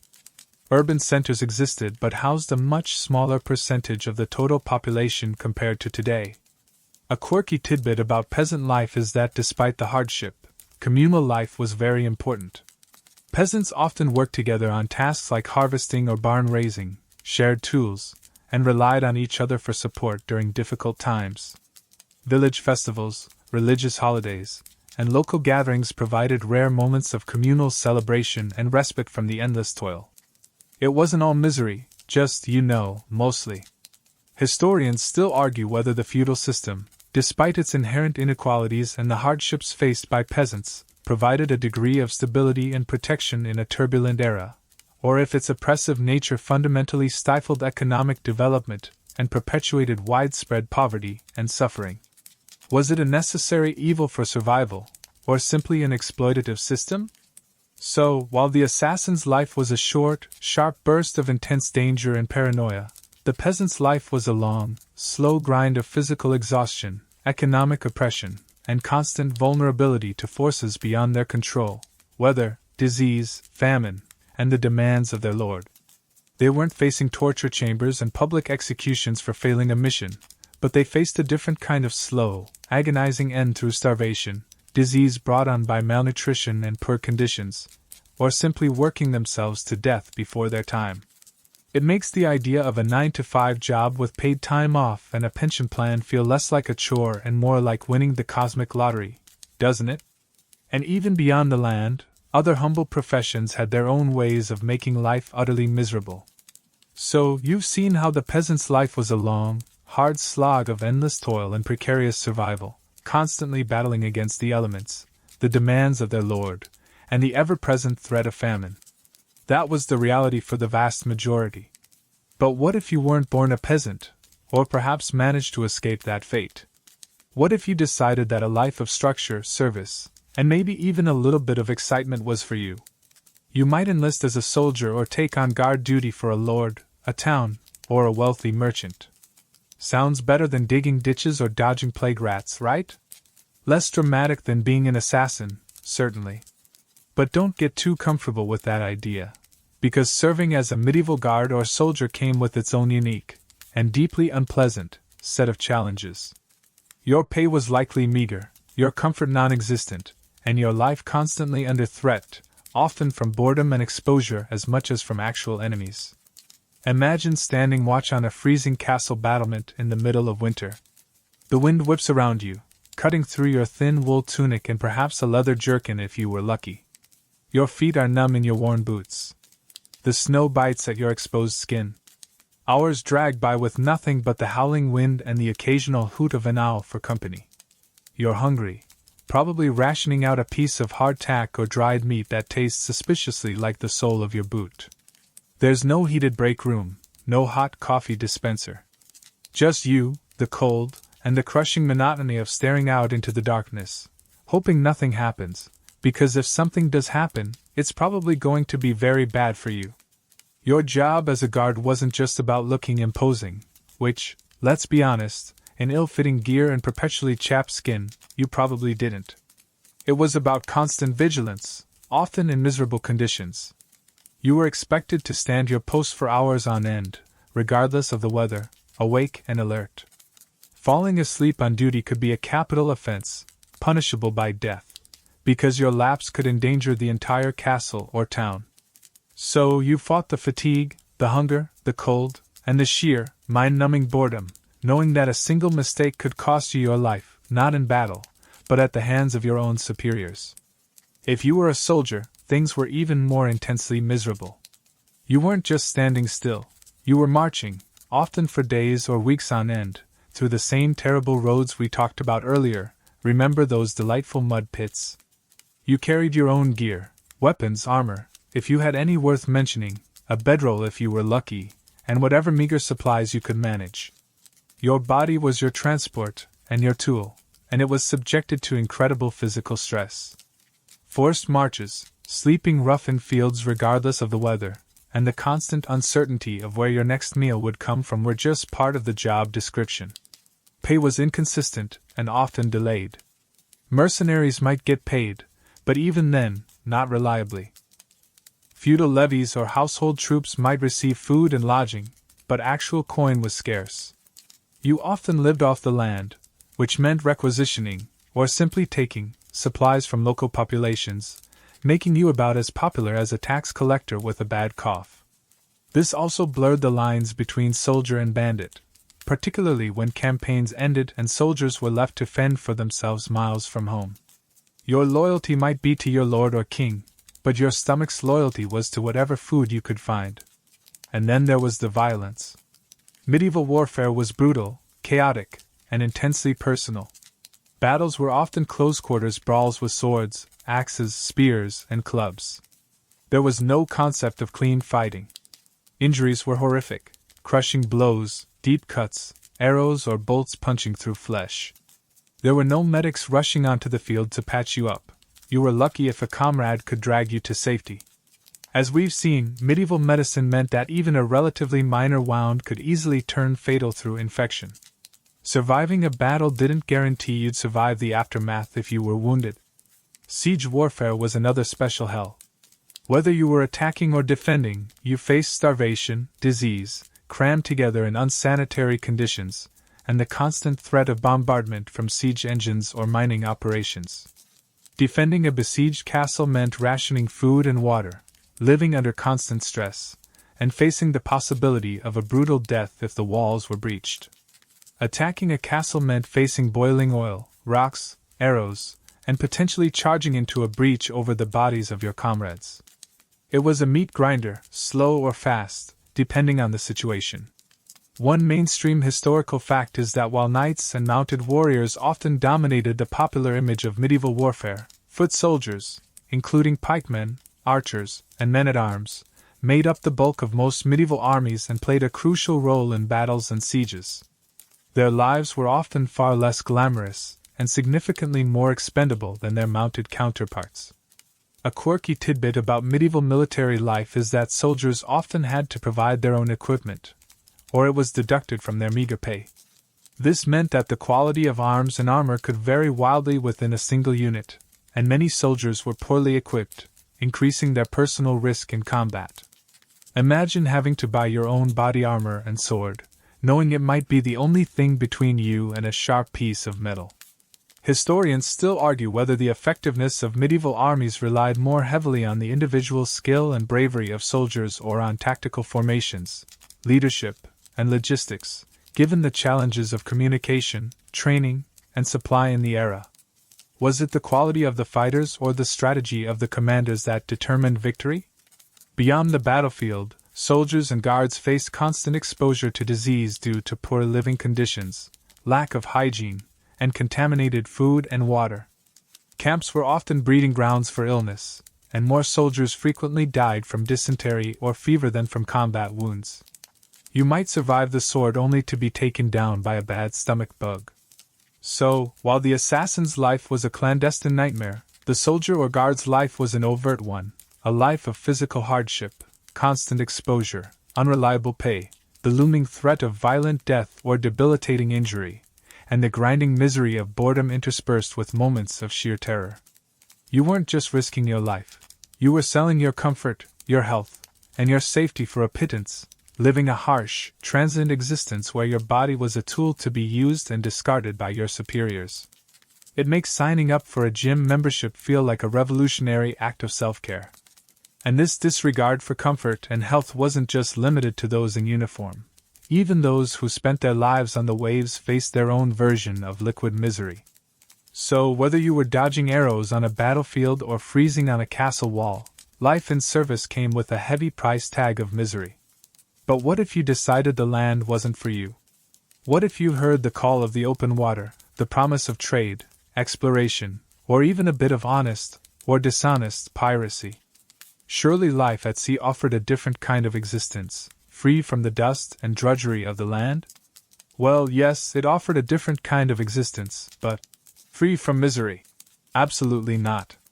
Life aboard a medieval ship was less like a scenic cruise and more like being trapped in a floating box of hardship, constantly battling the elements, disease, and mind-numbing monotony. Imagine trading your drafty hut or cold barracks for a cramped, wooden vessel, perpetually rocking and swaying on the unpredictable waves. Your living space was likely shared with dozens of other sailors, crammed into tight quarters below deck, with little ventilation and even less privacy. The air would be thick with the smell of unwashed bodies, stale food, bilge water, and whatever cargo you were carrying, which could be anything from live animals to rotting fish. Forget about a comfortable bed. You'd probably be sleeping on a hard plank or a shared mattress, constantly jostled by the motion of the ship. Trying to get a decent night's sleep while being tossed around like a cork in a bathtub? Good luck with that. The food was, let's just say, not gourmet. Your diet would consist primarily of hardtack, a type of dry, hard biscuit that could break your teeth, salted meat or fish, often rancid, dried peas or beans, and maybe some cheese or beer if you were lucky. Fresh food ran out quickly on long voyages. Without refrigeration, fruits and vegetables were a distant memory within days or weeks. This monotonous, nutrient-deficient diet led to one of the most dreaded diseases of the sea, scurvy. Caused by a lack of vitamin C, Scurvy would slowly and horribly debilitate sailors, causing bleeding gums, loose teeth, fatigue, joint pain, and eventually death.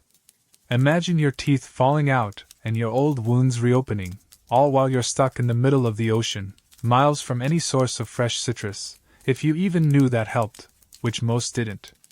It was a slow, agonizing descent into misery.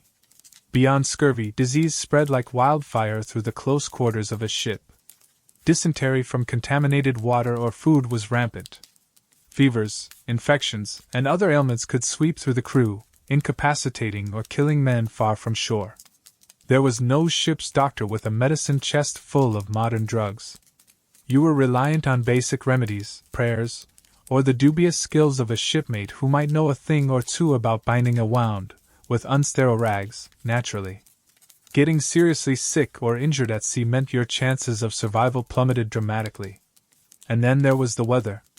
The sea is a fickle mistress, and medieval ships were relatively small, wooden vessels, utterly at the mercy of the elements.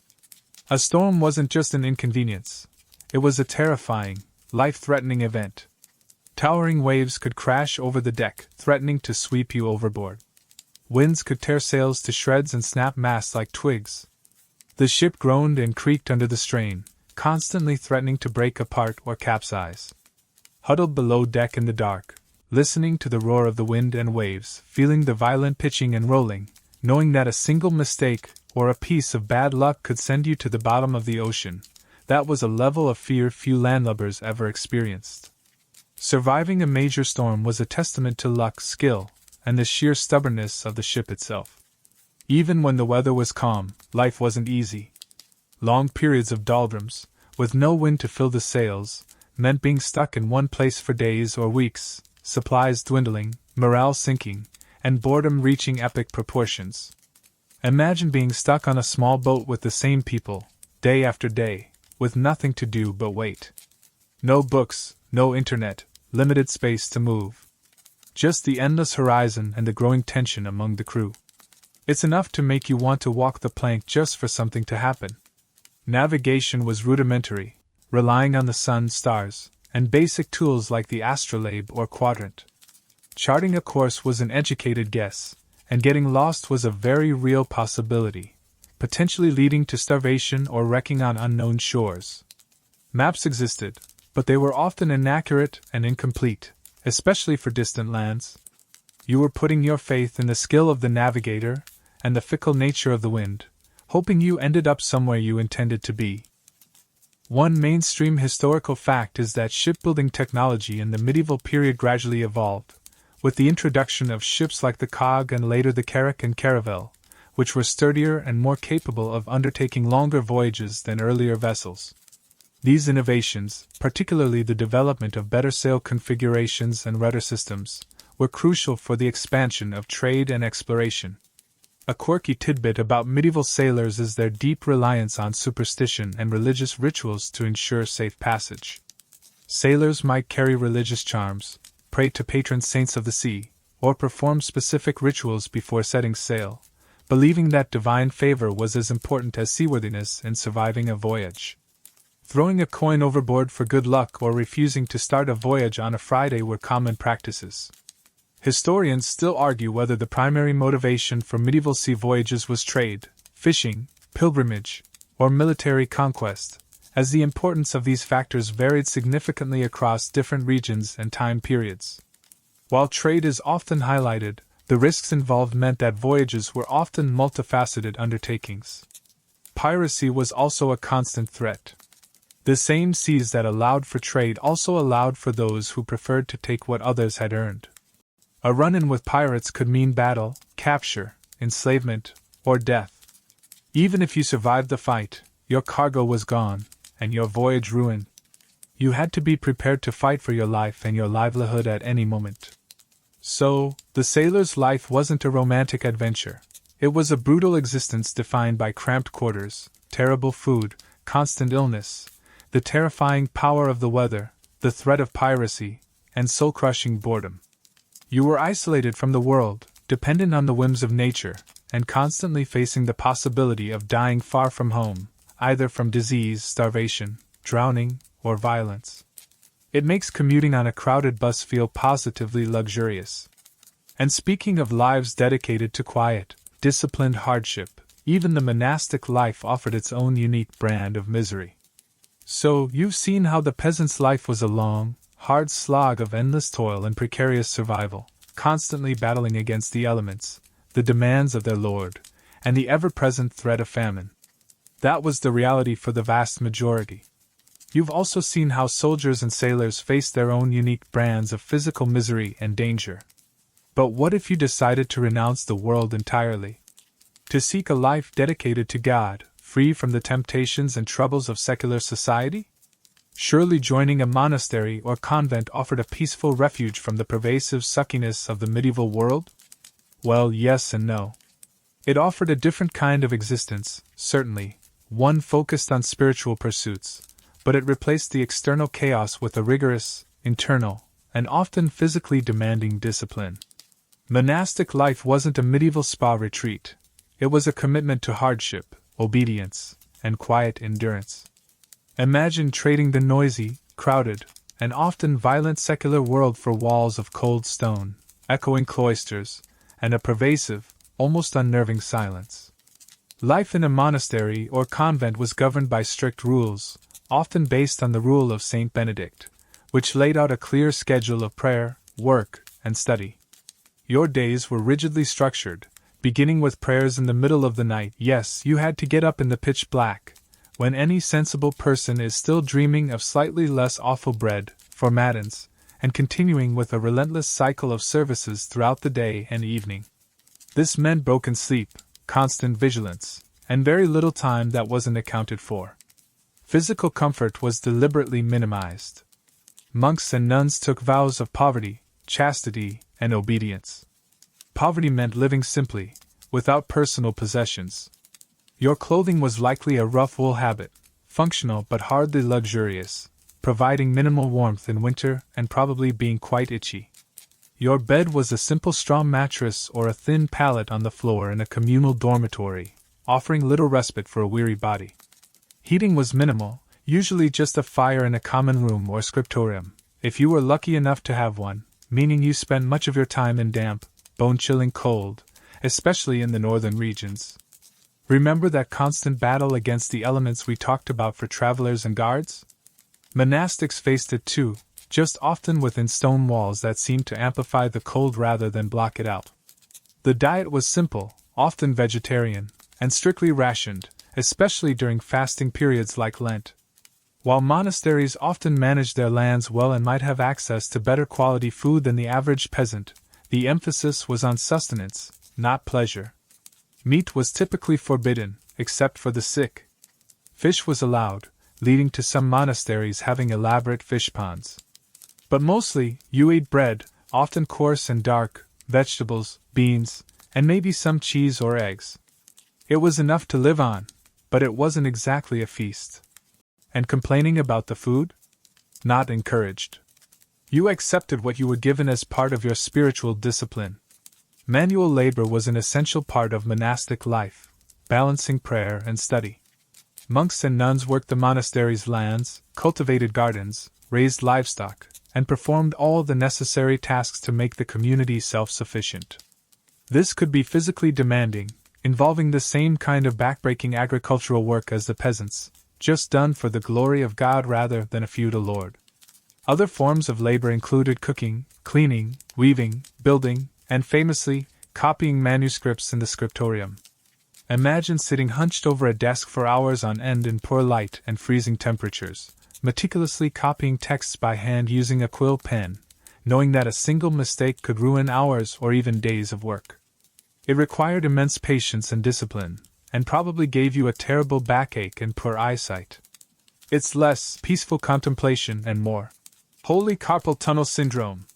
Silence was another key discipline, often observed for long periods of the day. Communication was limited, sometimes to specific times or places, or conducted through sign language. This wasn't just about avoiding idle chatter. It was intended to turn the mind inward, towards contemplation and prayer.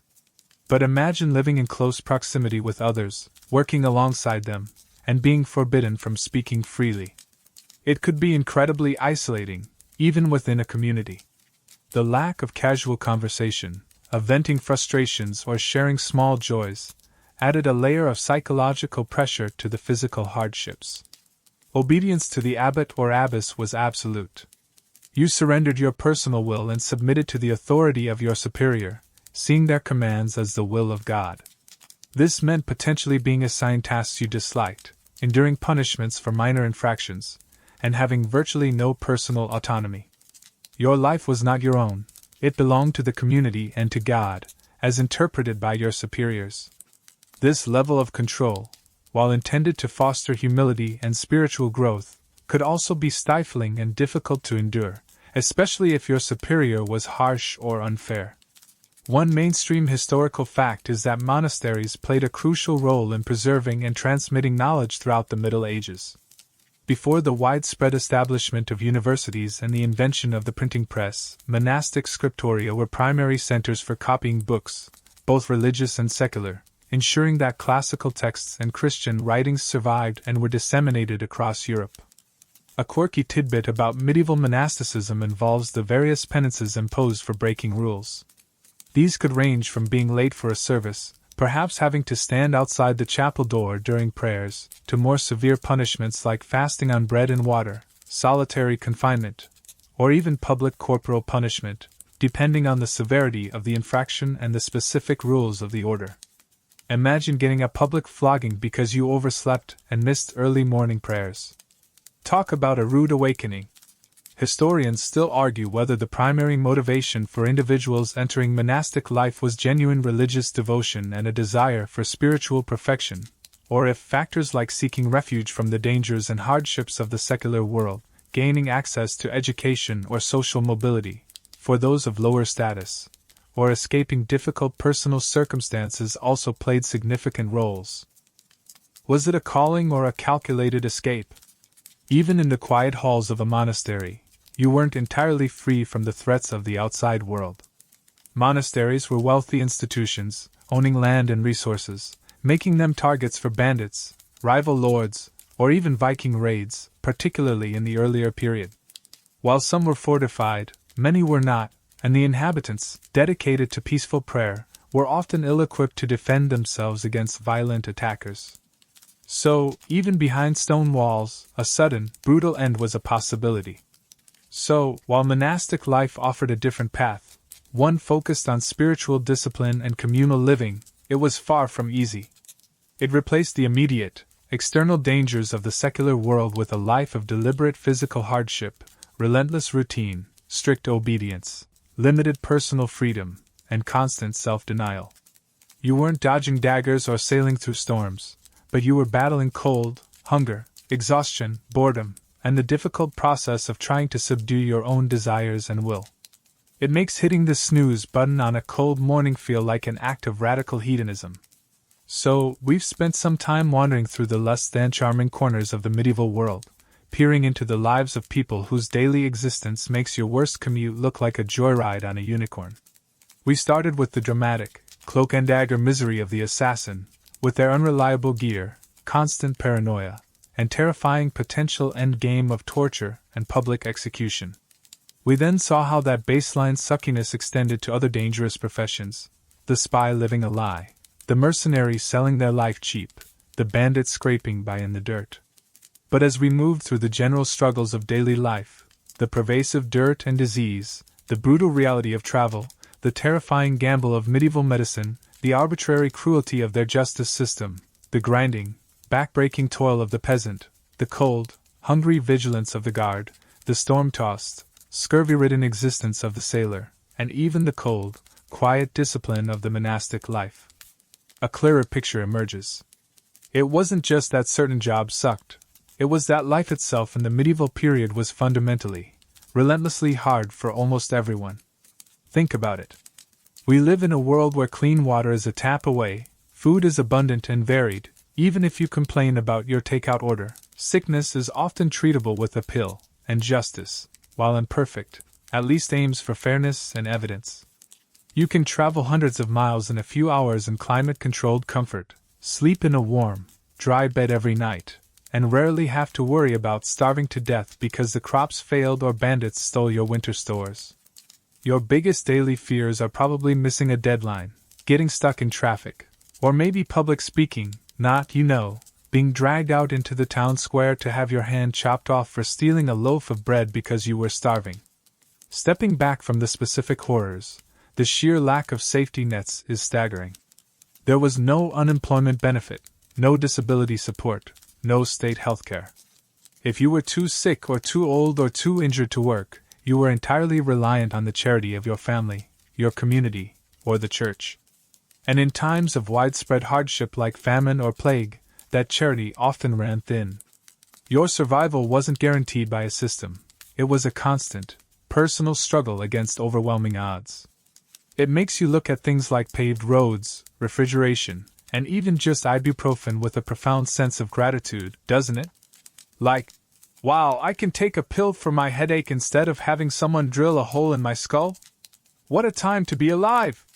It really puts things into perspective when you realize that a bad day at the medieval office could involve getting bubonic plague, or being hanged, drawn, and quartered. We've seen how the romanticized image of the medieval world, so often depicted with gleaming knights, majestic castles, and daring adventurers, often glosses over the brutal, mundane reality. While those things existed, they were built on a foundation of immense hardship endured by the vast majority. The assassin's stealth and skill were impressive, yes, but they were born out of desperation and led to a life of fear and likely a gruesome end. The knight's armor was formidable, but the foot soldier fighting alongside him faced the same brutal, chaotic battle with far less protection and prestige. The beautiful illuminated manuscript was a marvel, but think of the monk hunched over it in a freezing scriptorium, battling numb fingers and failing eyesight. One mainstream historical fact that underscores this widespread hardship is the sheer scale of mortality, particularly from disease and famine. While major events like the Black Death are well known, even in normal years, infectious diseases like dysentery, influenza, and tuberculosis were endemic, constantly killing the population. Combined with the precariousness of the food supply, this meant that life was often short and death a frequent visitor to every household, regardless of social status, though the poor undoubtedly suffered the most. A quirky tidbit that highlights the difference in daily life is the concept of sumptuary laws. These were laws enacted in some medieval societies that attempted to regulate what people could wear, eat, or consume based on their social status. Knights couldn't wear certain furs, peasants couldn't eat certain foods, etc. While often difficult to enforce, the very existence of these laws shows a society rigidly structured by hierarchy, where even the small comforts available were dictated by your birth, reinforcing the idea that your place in the world, and the level of hardship you were expected to endure, was largely predetermined. Historians still argue whether the overall quality of life for the average person in the medieval period saw significant improvements over the course of the era, or if periods of relative prosperity were consistently offset by devastating wars, famines, and plagues, resulting in a generally static, or even declining standard of living compared to, say, the late Roman period. Was progress being made, or were they just stuck in a cycle of misery? So, as we pull back from this journey into the medieval past, leaving behind the mud, the fear, the hunger, and the constant threat of disease and violence, take a moment to appreciate the sheer, unadulterated comfort of your own life. The fact that you can listen to this, in a warm, safe place, with a full stomach and the knowledge that if you get sick, someone will try to help you without leeches or hot irons, that's not just luck. It's the result of centuries of slow, often painful progress that the people we've discussed could only dream of. Their struggles, their resilience in the face of such overwhelming suckiness, paved the way for the relative ease we experience today. So, the next time you're feeling stressed about a deadline or annoyed by slow Wi-Fi, maybe take a deep breath and be thankful you weren't born needing to choose between a life of backbreaking peasant labor, a career involving torture, or a journey that might end with bandits or scurvy. Their misery is our comfort, a stark reminder of just how good we have it. Now, as the echoes of those distant, difficult lives begin to fade, let yourself settle deeper into your own comfortable space, feel the softness beneath you, the gentle, steady rhythm of your breath, the quiet hum of the modern world around you, the cool, clean air filling your lungs, the knowledge that you are safe, warm, and well fed. Let the images of cold stone, muddy roads, and flickering firelight soften at the edges, blurring into the quiet darkness, leaving behind the struggles of the past, the constant fear, the gnawing hunger, the ache of weary bones. Those are just stories now, whispers from a time long gone. And you are here, now, in this peaceful moment, letting go of the echoes, drifting, floating, surrounded by comfort, feeling the weight lift away, peaceful, calm, just the sound of your own quiet breathing, and the gentle hum, easing you, deeper and deeper, into stillness, into rest. Letting the day, and the past, fade away, leaving only quiet and peace.